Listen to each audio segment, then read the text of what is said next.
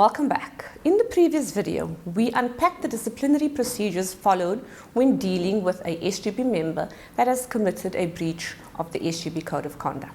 In this session, we look at the disciplinary procedures to follow when a learner has committed a transgression within the Learner Code of Conduct. So let's have a look at the possible investigation procedures for serious misconduct. Where it is alleged that the conduct of the learner may be serious misconduct, the allegation must be brought to the attention of the principal. The principal must do the following: investigate or initiate an investigation to be carried out to determine whether there are grounds for a disciplinary hearing. B. Decide whether there is sufficient evidence to institute disciplinary action against the learner in respect of the serious misconduct and whether or not to report the matter to the governing body. The governing body may then, on reasonable grounds and as a precautionary measure, suspend the learner that is suspected of serious misconduct. The learner may be suspended from attending school for a period not longer than 7 school days. If the SGB decides to suspend the learner, then they must do the following. A. Inform the learner and the parents of the learner of the intention to suspend and the reasons therefor. B. Afford the learner and the parents of the learner a reasonable opportunity to make representation to the governing body in relation to such suspension. And C. Report the decision of the suspension of the learner to the district director, who must keep a register of all such suspensions. The governing body must conduct disciplinary proceedings in the manner contemplated in Section 8 of the Act against the Learner within 7 school days after the suspension of such learner. If disciplinary proceedings are not conducted within 7 school days after the suspension of the learner, the SGB must obtain the approval of the HOD for the continuation of the suspension of such learner. So, what is considered serious misconduct?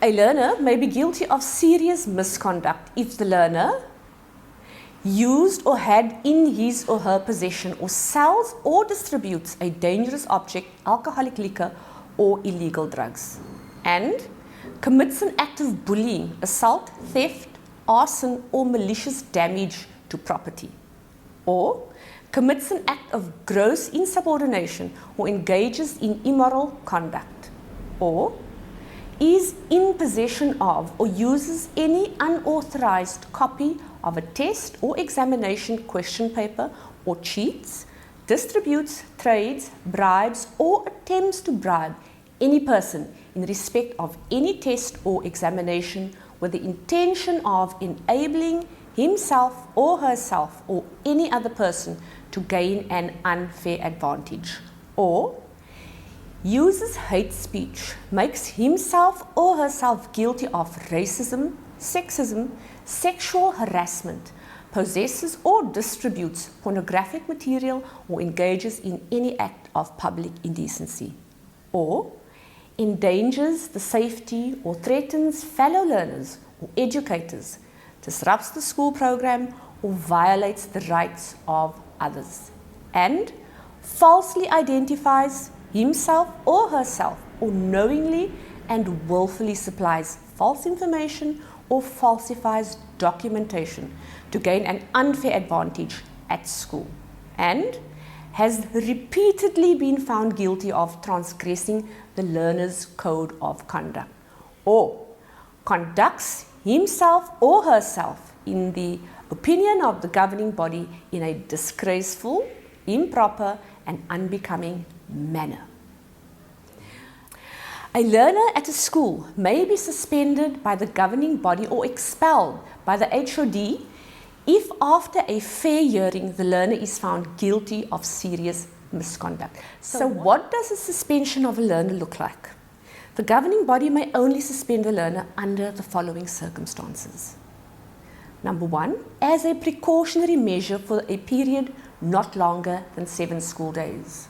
2, as a correctional measure after the learner has been found guilty of serious misconduct for a period not longer than 7 school days. Or pending the decision of the HOD for a period not longer than 14 school days. It is important to remember the total period of suspension of a learner from a school shall not be longer than 21 school days, and the SGB must report all the decisions to suspend and the nature of the suspension of the learner to the district director, who keeps a register of all such suspensions.